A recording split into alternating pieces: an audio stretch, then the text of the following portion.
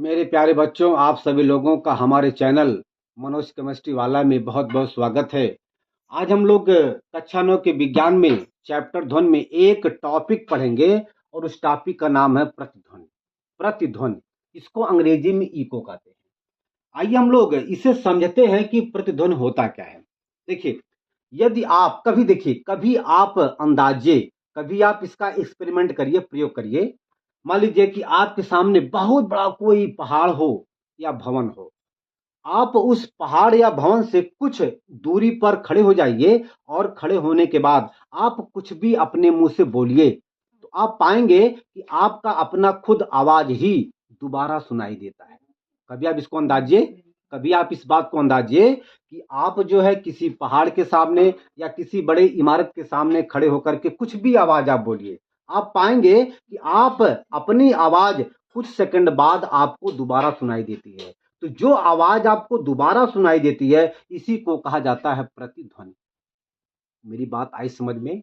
आपको अपनी आवाज दोबारा सुनाई देती है जब आप किसी पहाड़, जब आप किसी इमारत के सामने खड़े होकर के कुछ भी कहते हैं या कुछ भी मतलब चिल्लाते हैं, तो आपको अपनी आवाज कुछ सेकंड बाद आपको सुनाई देती है दोबारा। तो जो आवाज आपको दोबारा सुनाई देती है, उसी दोबारे आवाज को ही प्रतिध्वनि कहा जाता है।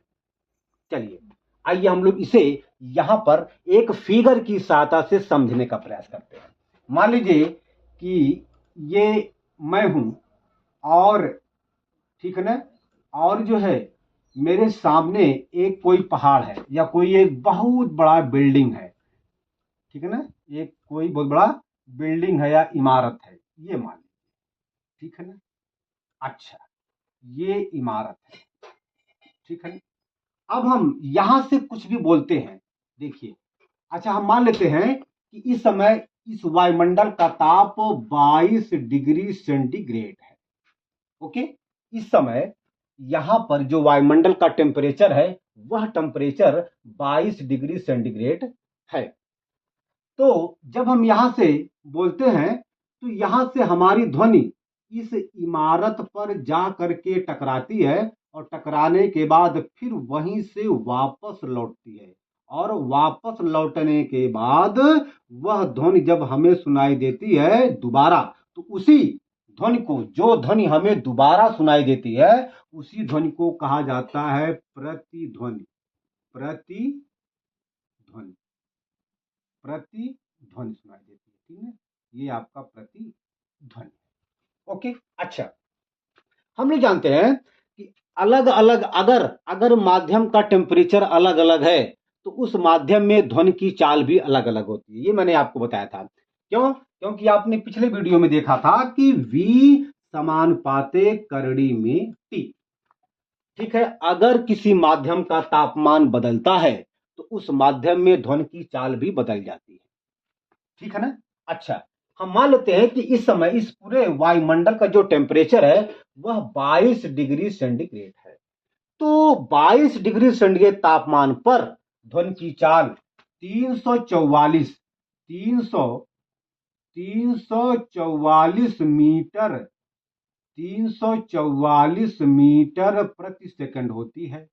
और इसी गति से यह ध्वनि इस इमारत से टकराने के बाद इसी वेग से वापस आती है।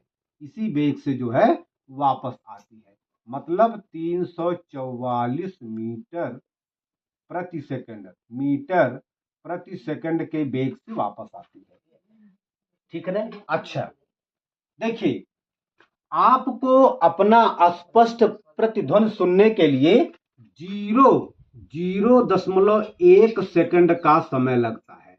यदि आपको अपना प्रतिध्वनि दोबारा ध्वनि यदि स्पष्ट सुनाई देना चाहिए, यदि आपको अपना ध्वनि दोबारा अच्छे से सुनाई दे, इसके लिए जो है 0.1 सेकंड का समय लगता है। मतलब जब आप बोलेंगे तब से, और जब आपकी आवाज यहां से टकराने के बाद आपको दोबारा सुनाई दे, तो उस समय जो भी समय लगता है, अगर वह समय 0.1 सेकंड का है, उस समय आपको अपना प्रतिध्वनि बिल्कुल स्पष्ट सुनाई देता है।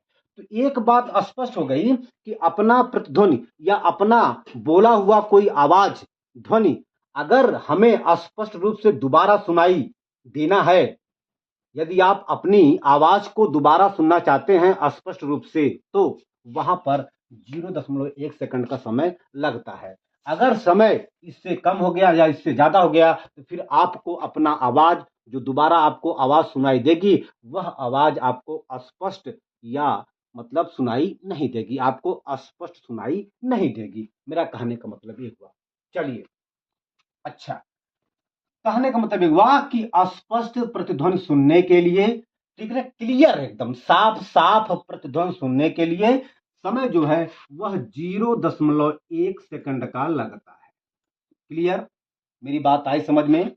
चलिए भैया, तो यहां पर समय जो है आपका आ गया 0.1। अच्छा, एक चीज और, पहले हम इसको लिखेंगे, है ना? चलिए भैया, लिखेंगे जब हम किसी जब हम किसी उचित परावर्तक पृष्ठ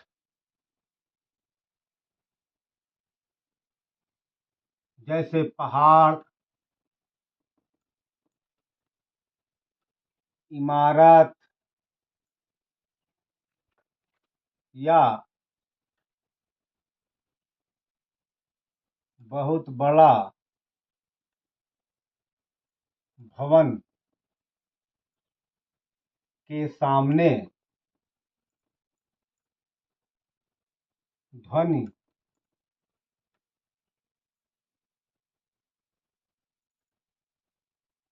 उत्पन्न करते हैं तो कुछ समय पश्चात वही ध्वनि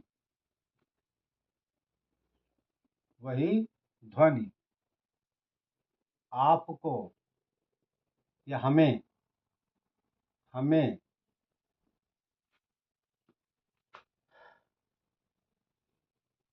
दोबारा सुनाई देती है। इसी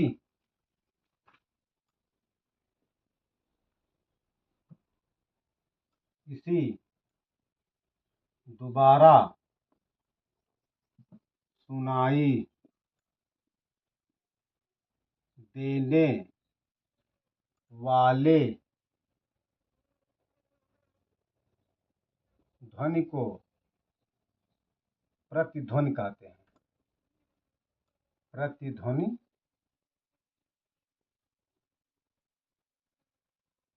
कहते हैं। ओके, मेरी बात आई समझ में? जब हम किसी उचित परावर्तक पृष्ठ जैसे पहाड़, इमारत या बहुत बड़ा कोई भवन हो उसके सामने यदि हम कुछ दूरी पर खड़े होकर के कोई आवाज या कोई ध्वनि उत्पन्न करते हैं तो हमें कुछ समय पश्चात वही ध्वनि हमें दोबारा सुनाई देती है। तो इसी दोबारा सुनाई देने वाले ध्वनि को ही प्रतिध्वनि कहते हैं। प्रतिध्वनि कहते हैं।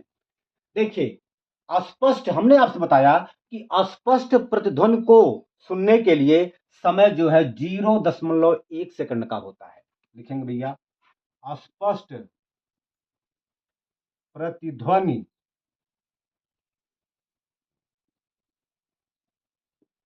सुनने के लिए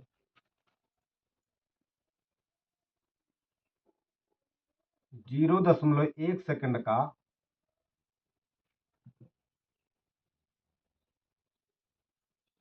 समय लगता है। ठीक है ना? अच्छा, हमने आपसे बताया कि इस समय हम मान लेते हैं कि सामान्य ताप जो है वह 22 डिग्री सेल्सियस है या सेंटीग्रेड है। तो 22 डिग्री सेल्सियस तापमान पर ध्वनि का चाल 344 मीटर प्रति सेकंड होता है। अच्छा, एक बार ध्वनि यहां से गई और इस इमारत से टकराने के बाद फिर वही ध्वनि हमें जो है सुनाई देती है। तो जो ध्वनि हमें दोबारा सुनाई देती है, जो ध्वनि हमें दोबारा सुनाई देती है, उसी ध्वनि को ही कहा जाता है प्रतिध्वनि। आइए हम लोग यहां पर यह देखते हैं कि अस्पष्ट प्रतिध्वनि को सुनने के लिए, अस्पष्ट इको को सुनने के लिए ध्वनि स्रोत और इमारत के बीच कम से कम कितनी दूरी होनी चाहिए। ये हम मान लेते हैं कि ध्वनि स्रोत है, ध्वनि स्रोत है, और ये परावर्तक पृष्ठ है, परावर्तक पृष्ठ है। ओके, अच्छा, एक बार ध्वनि यहां से गई फिर वापस लौटी, तो यहां से जाने के बाद यहां तक आने में, देखिए जब ध्वनि यहां से जाना शुरू किया और फिर यहां टकराने के बाद जैसे यहां इस व्यक्ति को दोबारा सुनाई देती है, तो उतने में 0.1 सेकंड का समय लगता है, 0.1 सेकंड का समय लगता है। मेरी बात आई समझ में?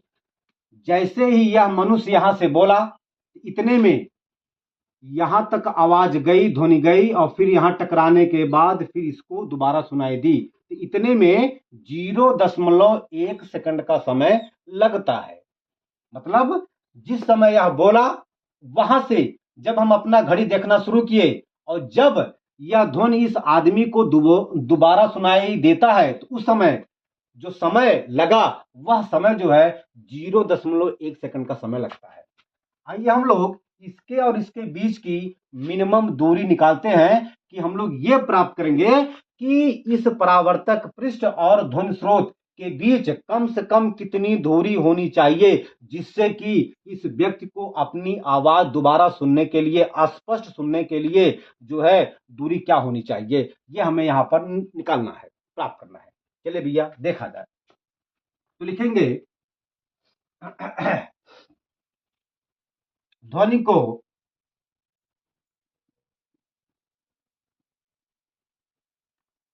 ध्वनि को अवरोधक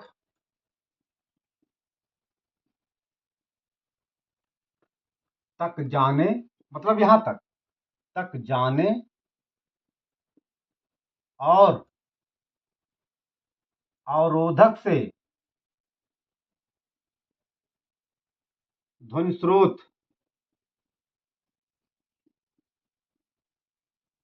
तक आने में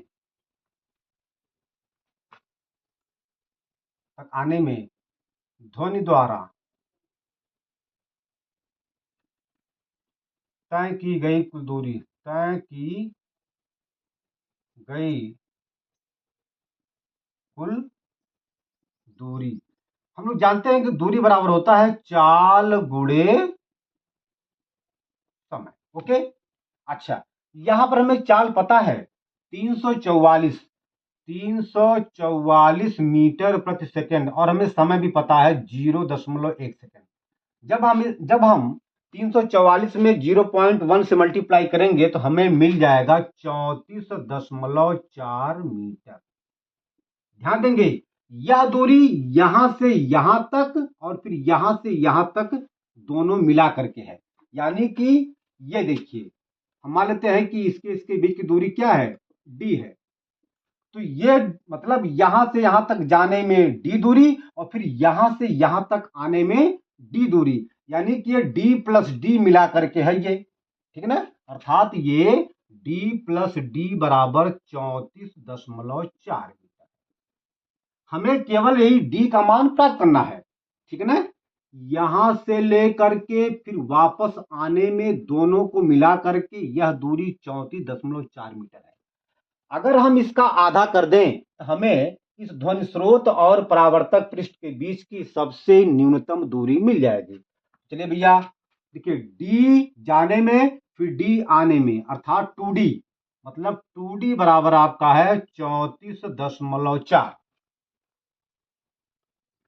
मीटर। तो डी बराबर आपका हो जाएगा 34.4/2 आपका हो जाएगा, भाग देंगे, ये आपका आ जाएगा 2 एकम 2, 2 सत्ते 14, फिर 2 दूना 4, इतना मीटर। स्पष्ट हो गया। अगर अगर स्पष्ट प्रतिध्वनि सुनना है तो ध्वनि स्रोत और परावर्तक पृष्ठ के बीच की सबसे कम से कम दूरी 17.2 मीटर की होनी चाहिए। अगर परावर्तक पृष्ठ और ध्वनि स्रोत के बीच की दूरी 17.2 मीटर है तो उस व्यक्ति को या उस ध्वनि स्रोत को अपनी ही ध्वनि दोबारा स्पष्ट सुनाई देगा।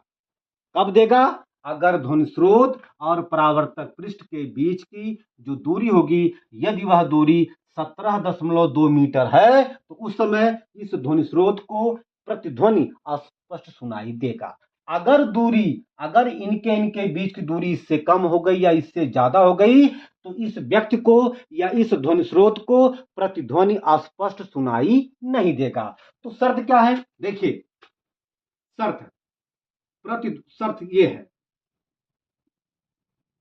शर्त क्या है? स्पष्ट प्रतिध्वनि को सुनने के लिए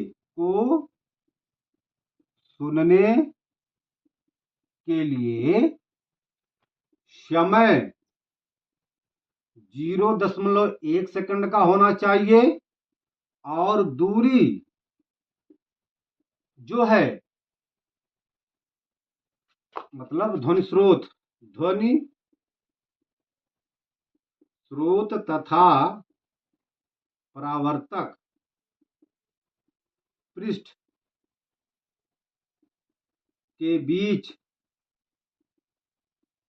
दूरी 17.2 मीटर होना चाहिए। ये शर्त है। अगर ये शर्त फॉलो होता है तो प्रतिध्वनि स्पष्ट बिल्कुल क्लियर सुनाई देगा। अगर समय से ज्यादा या कम, अगर दूरी से ज्यादा या कम तो इस व्यक्ति को या इस ध्वनि स्रोत को अपना प्रतिध्वनि स्पष्ट सुनाई नहीं देगा। ठीक है ना? अच्छा, चलिए भैया, इसी पर जो है हम लोग एक सवाल को सॉल्व करेंगे। कोई दिक्कत? तो चलिए भैया, हम लोग जो है इसी पर एक सवाल को बहुत प्यार से लिखेंगे, समझेंगे। आइए भैया, तो आप इसको बढ़िया से नोट कर लीजिए, फिर हम आगे चलते हैं। हो गया बेटा? मिटा दें, मिटा दें बेटा। चलिए, हो गया? चलिए, चलिए भैया, अब हम लोग यहाँ पर इको पर आधारित हम लोग यहाँ पर एक सवाल को सॉल्व करेंगे। मतलब हम लोग यहाँ पर प्रतिध्वनि पर आधारित एक बहुत प्यारा सा सवाल हम लोग यहाँ पर सॉल्व करेंगे। आइए हम लोग इस सवाल को पढ़ते हैं। कह रहा है कि एक मनुष्य किसी चट्टान के पास ताली बजाता है। ये मान लीजिए कोई मनुष्य है, ये चट्टान है, इसके सामने जो है यह मनुष्य जो है ताली बजा रहा है और उसकी प्रतिध्वनि 5 सेकंड के पश्चात सुनाई देती है। कहने का मतलब एक हुआ, जैसे यह ताली बजाया, ठीक, तो इसकी जब दोबारा ताली की आवाज सुनाई देती है तो उस समय जो है वह 5 सेकंड का लग जाता है। यदि ध्वनि की चाल 346 मीटर प्रति सेकंड हो तो चट्टान ये तथा मनुष्य ये के बीच की दूरी बताइए। मतलब चट्टान और मनुष्य के बीच की दूरी हमें बताना है। यहां पर ताली से जो ध्वनि उत्पन्न हो रहा है उसका जो वेलोसिटी है, जो उसका वेग है, वह दिया गया है 346 मीटर प्रति सेकंड। अर्थात ये, ठीक है, ये आगे गया और इसी वेग से टकराने के बाद फिर वापस आ रहा है 346 मीटर प्रति सेकंड। ओके, हमें यहां पर यह बताना है कि जो है इस मनुष्य और इस चट्टान के बीच की दूरी क्या होगी। चलिए भैया, हम मान लेते हैं, माना मनुष्य और चट्टान के बीच की दूरी डी है, ये हम मान लेते हैं। ठीक है, चलिए, होता क्या है लिखेंगे हम लोग यहां पर,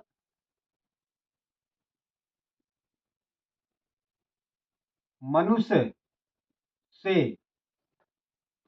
से चट्टान तक तथा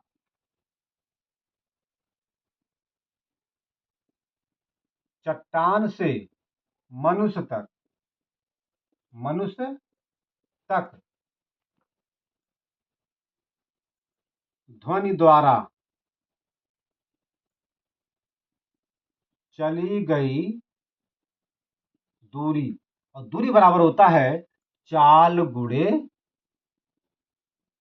समय। भैया यहां पर चाल हमको दिया गया है ये 346, ठीक है, और यहाँ पर समय भी दिया गया, देखिए 5 सेकंड गुणे 5 हो जाएगा, ये आपका आ जाएगा 5 छक्का 30 हासिल 3, और 5 चौके 20, और 3 23 को 3 हासिल 2, और 5 3 15, 15 2 17, इतना मीटर हो गया।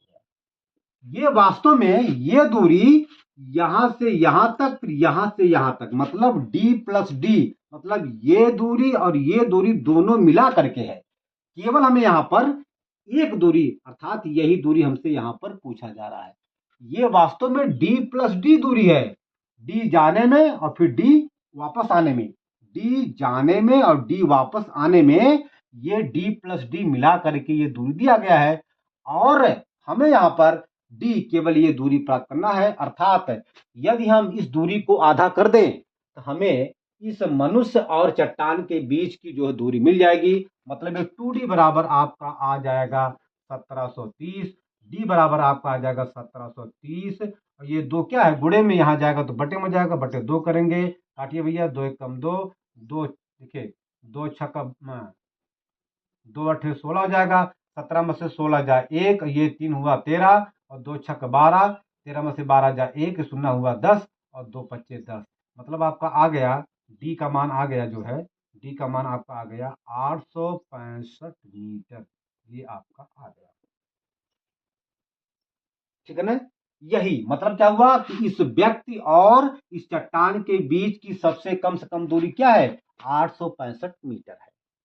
तो ऐसे जो है सवाल अक्सर परीक्षा में पूछा जाता है। मेरे प्यारे बच्चों, आप इसको बढ़िया से नोट कर लीजिए, ठीक है ना। अब आज हम अपने वीडियो का यहीं पे अंत करते हैं। अब हम अगले वीडियो में जो भी टॉपिक होगा उसको हम लोग बहुत ध्यान से प्यार से पढ़ेंगे। यदि आपको यह मेरा वीडियो अच्छा लगता है तो आप इस मेरे चैनल को लाइक, शेयर और सब्सक्राइब कर दीजिए। आपसे हमारा बहुत बहुत अनुरोध है, रिक्वेस्ट है। धन्यवाद।